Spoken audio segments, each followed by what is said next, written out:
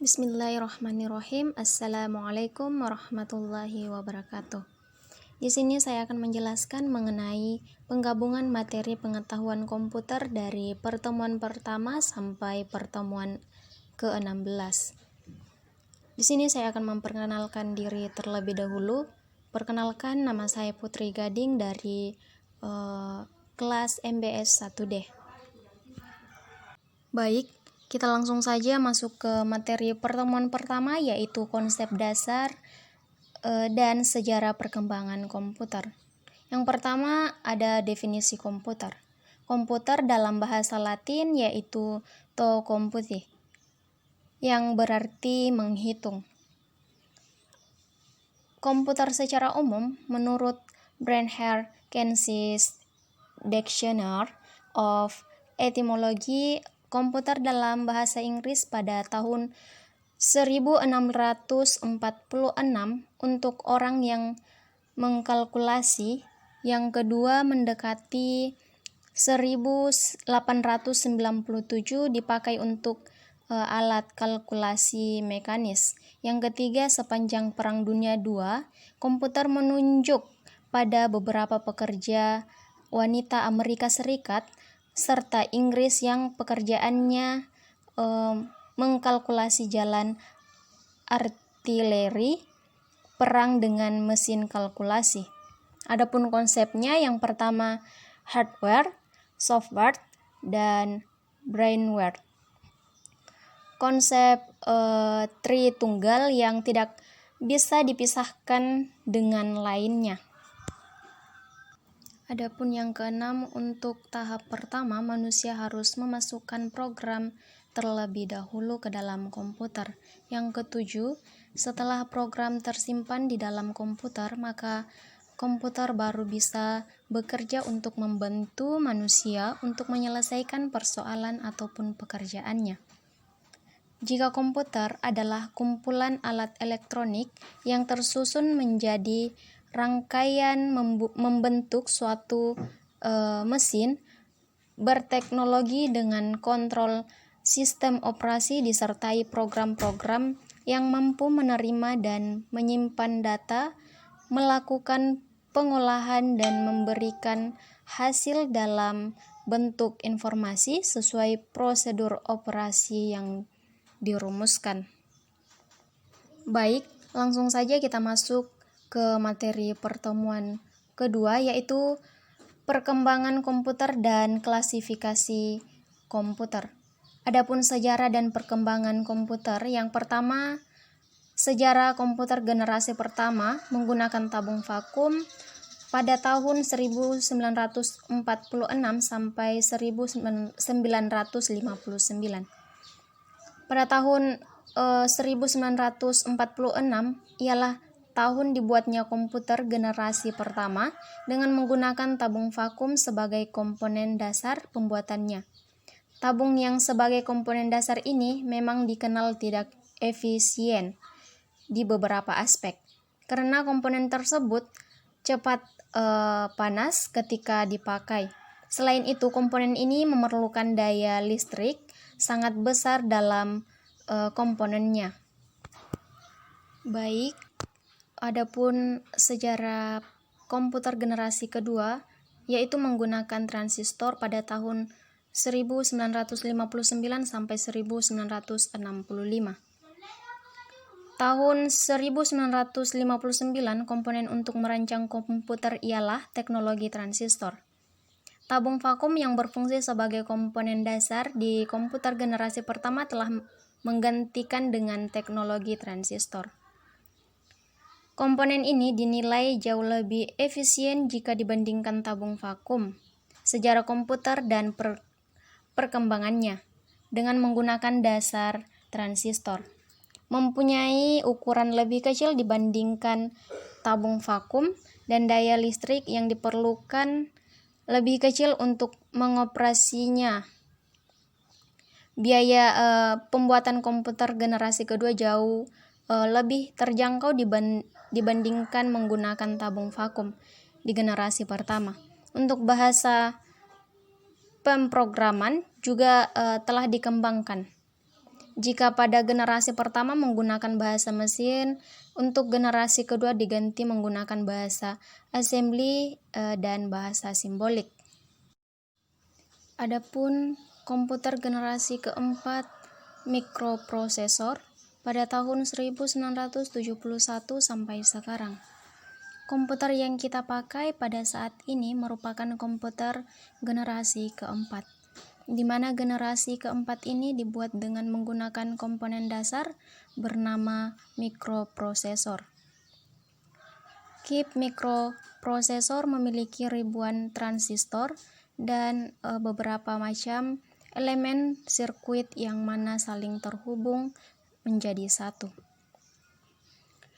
Intel menjadi sebuah perusahaan yang paling berpengaruh terhadap perkembangan chip mikroprosesor, karena mereka berhasil menciptakan Intel 4004 yang merupakan cikal bakal perkembangan komputer. Perusahaan dari Intel berhasil menggantikan perangkat komputer yang memiliki ukuran yang besar menjadi sangat kecil sehingga membuatnya menjadi lebih efisien.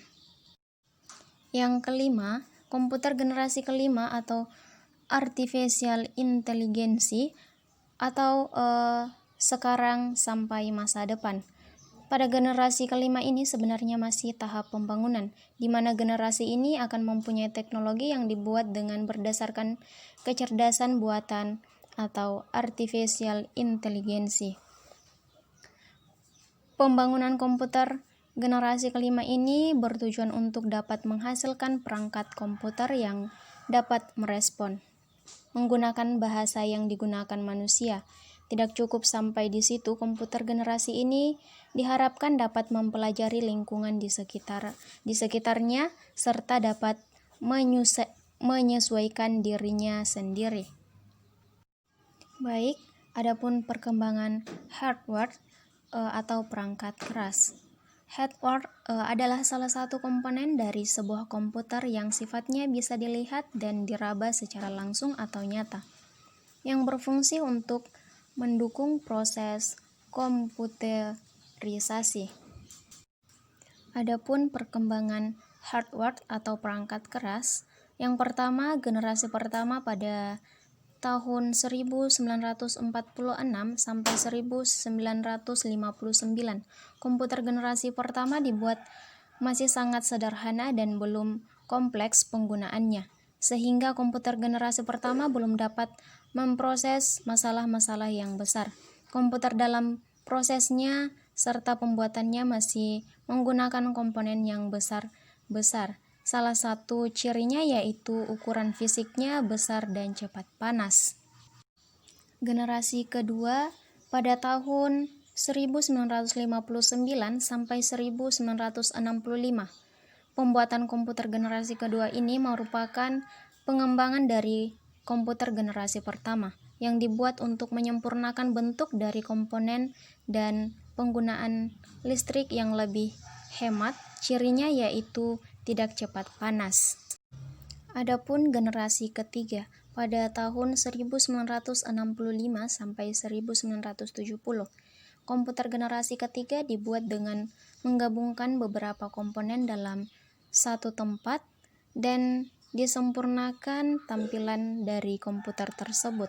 Selain itu, komputer generasi ketiga telah dibuat penyimpanan memorinya lebih besar dan diletakkan di luar atau eksternal. Penggunaan listriknya lebih hemat dibandingkan komputer generasi kedua, dan ukuran fisiknya dibuat menjadi lebih kecil agar dapat menghemat penggunaan ruang.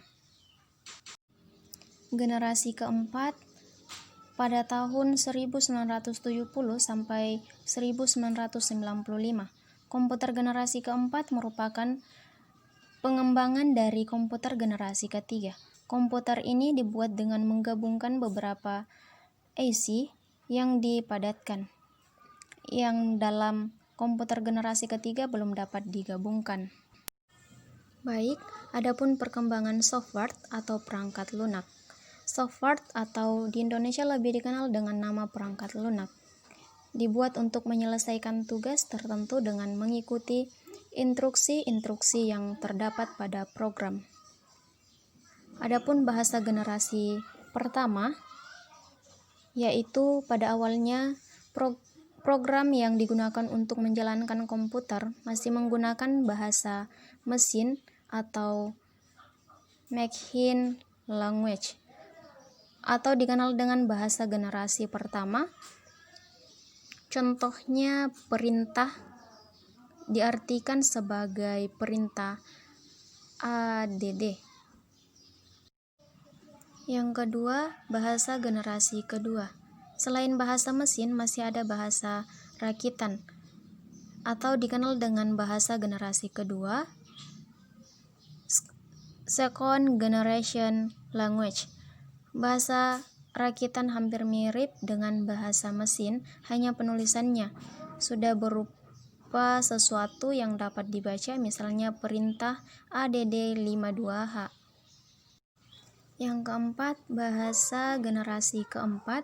Bahasa generasi keempat atau fourth generation language atau 4GL dibuat untuk memungkinkan seorang programmer atau pemakaian menginstruksikan komputer pada apa yang harus dilakukan. Bahasa generasi keempat tidak mementingkan urutan instruksi program yang dibuat seperti pada bahasa generasi ketiga, yakni pembuatan program yang tidak mengikuti prosedur yang berlaku atau non-prosedural. Contohnya, bahasa generasi keempat antara lain Focus, RPG, Mantis, Smart, dan lain-lain. Baik, adapun perkembangan teknologi komputer. Yang pertama, komputer yang kita kenal saat ini adalah hasil pengembangan teknologi elektronika dan informatika, sehingga bentuk komputer yang asalnya berukuran besar dan membutuhkan tempat yang besar, sekarang berbentuk kecil dengan kemampuan yang besar. Yang kedua, kemajuan industri komponen elektronika atau AZ telah mendorong terciptanya berbagai perangkat chip AZ yang beragam dan mendukung berbagai keperluan pembuatan produk elektronik. Adapun materi pertemuan ketiga yaitu jenis-jenis komputer dan penggolongan komputer. Sejarah perkembangan komputer. Sejarah perkembangan komputer dari generasi ke generasi memperlihatkan bagaimana perbedaan secara fisiknya dibedakan berdasarkan golongan, kapasitas penyimpanan datanya, dan data yang diolahnya. Adapun jenis-jenis komputer.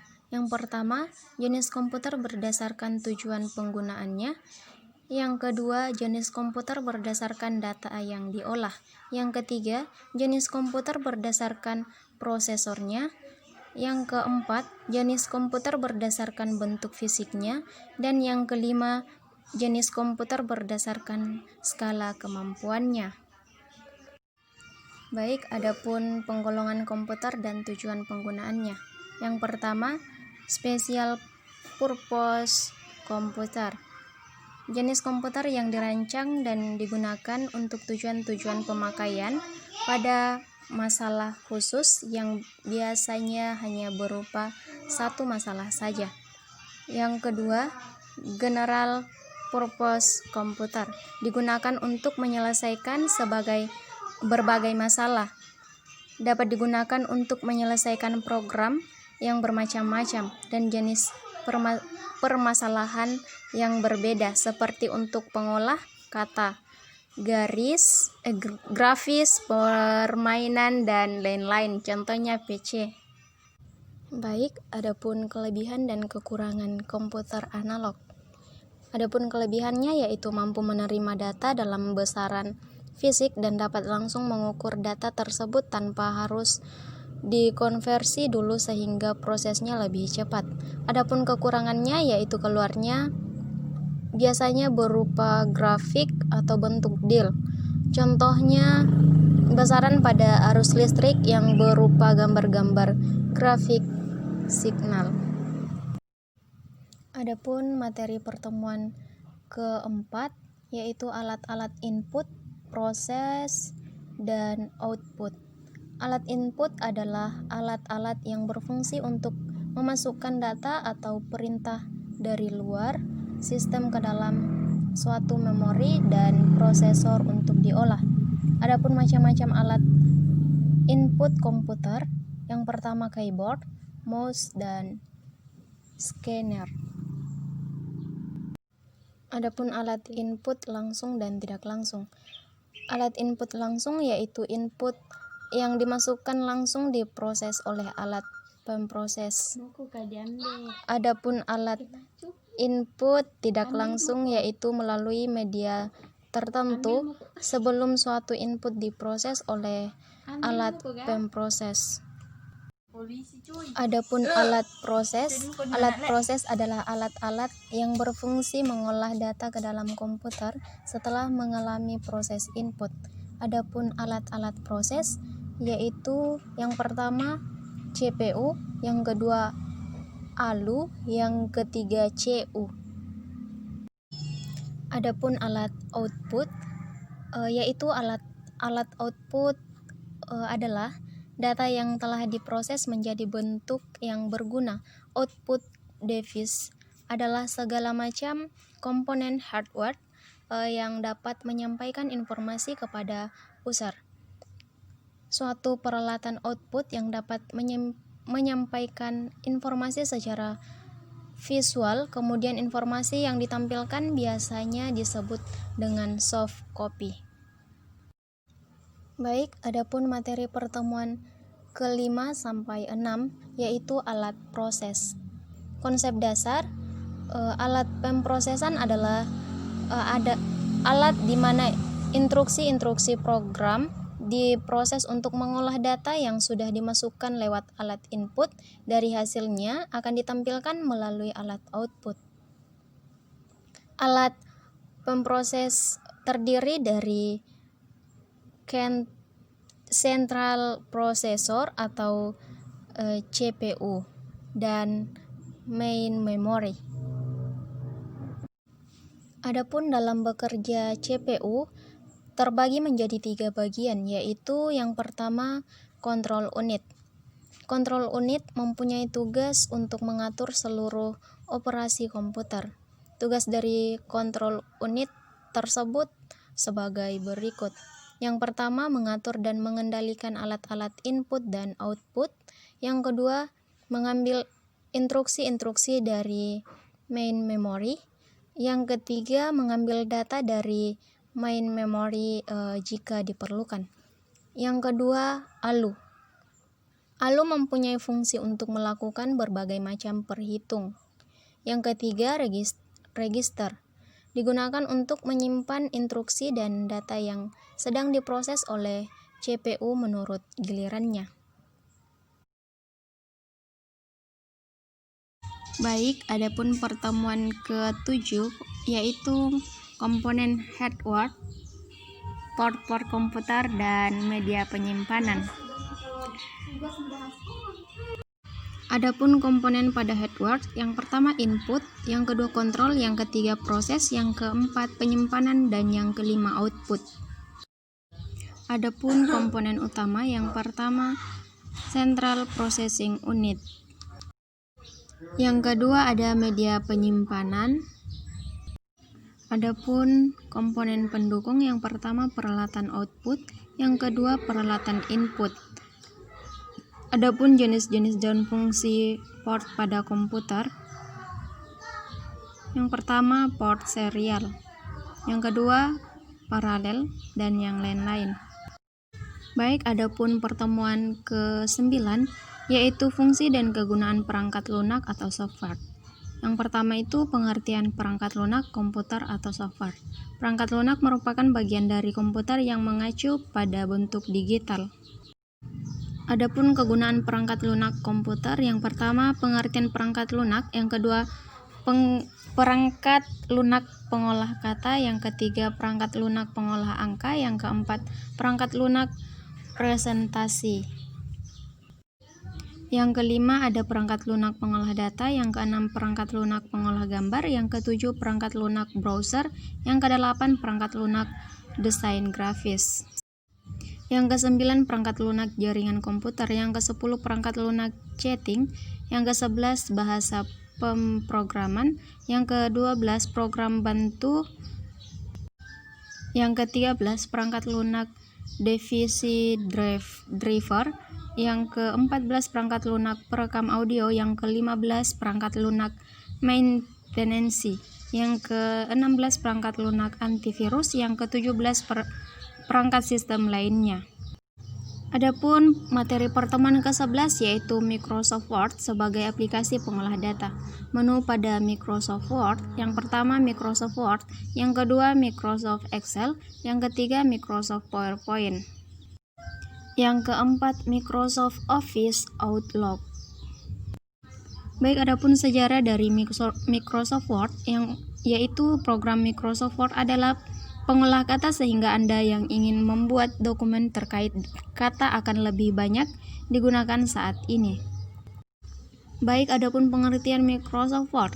Microsoft Word merupakan perangkat lunak pengolah kata terbaik dan terpopuler di dunia. Adapun manfaat dan kegunaan Microsoft Word.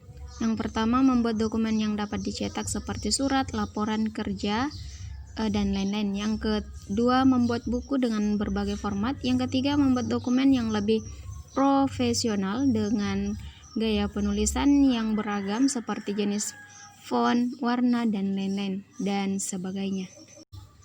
Adapun kelebihan Microsoft Word, yaitu dapat menyimpan dokumen dalam berbagai format dan dapat dibuka kapan saja. Adapun kekurangan Microsoft, yaitu install cukup besar untuk mengambil ruang di komputer. Baik, adapun pertemuan ke-12 yaitu memahami dan mengaplikasikan beberapa aplikasi pengolahan data menggunakan MS Office Excel. Pengertian Microsoft Excel adalah sebuah program atau aplikasi yang merupakan bagian dari paket instalasi Microsoft Office. Berfungsi untuk mengolah angka menggunakan spreadsheet yang terdiri dari baris dan kolom untuk mengeksekusi perintah. Baik, adapun kelebihan Microsoft Excel, yaitu sebagai program mengolah angka terpopuler, Microsoft Excel mempunyai banyak kelebihan dan beberapa kekurangan untuk penggunaan tertentu. Adapun kekurangan Microsoft Excel yaitu akses fungsi tertentu seperti fungsi statistik terbatas. Baik, adapun fungsi dan kegunaan Microsoft Excel yaitu membuat, mengedit, mengurutkan, menganalisis, meringkas, dan memformat data serta grafik. Menu pada Microsoft Excel yaitu menu bar. Yang kedua ada status bar, yang ketiga formula bar. Adapun membuat rumus pada Microsoft Excel, yaitu yang pertama ada rumus sum, yang kedua ada rumus average. Baik, adapun materi pertemuan ke-13 yaitu pengolahan data menggunakan Microsoft PowerPoint. Microsoft PowerPoint adalah software yang dipakai untuk merancang bahan presentasi dalam bentuk slide. Adapun fungsi Microsoft PowerPoint yaitu memudahkan pengguna mengatur materi yang hendak disampaikan. Adapun kelebihan PowerPoint, yang pertama memudahkan pengguna membuat slide presentasi. Adapun kekurangannya hanya bisa digunakan pada platform Microsoft. Adapun materi pertemuan ke-14 yaitu memahami dan mendalami aplikasi internet untuk berbagai keperluan, pemanfaatan, pengenalan aplikasi internet dan browsing. Aplikasi internet sebenarnya mengacu kepada istilah untuk menyebut sebuah jaringan, bukannya suatu aplikasi tertentu. Adapun aplikasi yang sering digunakan pengguna internet, yang pertama itu www atau World Wide Web. Adapun pemanfaatan pengenalan aplikasi internet, yang pertama sumber beragam wawasan dan pengetahuan. Yang kedua, mempermudah proses pelaksanaan sistem akademik. Selanjutnya ada browsing. Secara umum, pengertian dari browsing adalah suatu aktivitas yang dilakukan dalam media internet dengan menggunakan aplikasi perangkat lunak yang bernama web browser atau sering disebut dengan browser saja. Adapun fungsi web browser, yang pertama membuka halaman website, yang kedua memastikan keamanan suatu website, yang ketiga mendukung permintaan data, yang keempat mengumpulkan data dan memaksimalkan tampilan, yang kelima mendukung pengguna mesin pencari. Baik, adapun browser populer di dunia, yang pertama Safari, yang kedua Maxstone, yang ketiga ada Chrome, yang keempat ada Mozilla Firefox. Baik, adapun materi pertemuan ke-15 yaitu aplikasi internet. Yang ada yaitu web server, yang kedua Apache. Selanjutnya ada mail server. Adapun sejarah email. Pada mulanya sistem email hanya dapat digunakan untuk mengirim informasi dalam bentuk teks standar. Sosial media. Adapun macam-macam sosial media, yaitu Facebook, YouTube, Instagram, WhatsApp, Twitter, dan Telegram. Adapun dampak sosial media, yang pertama dampak positifnya yaitu meningkatkan keuntungan dari penjual. Adapun dampak negatifnya yaitu memperkenalkan produk yang tidak sesuai atau palsu. Adapun materi pertemuan ke-16 yaitu peranan sistem informasi dalam bisnis, yaitu mendukung bisnis dari segi operasional, yang kedua mendukung bisnis dari segi keputusan, yang ketiga mendukung bisnis dari meraih profit dan binary. Beberapa contoh sistem informasi yaitu informasi akuntansi, keuangan, penggajian karyawan, dan sistem informasi akademik dan informasi pemasaran.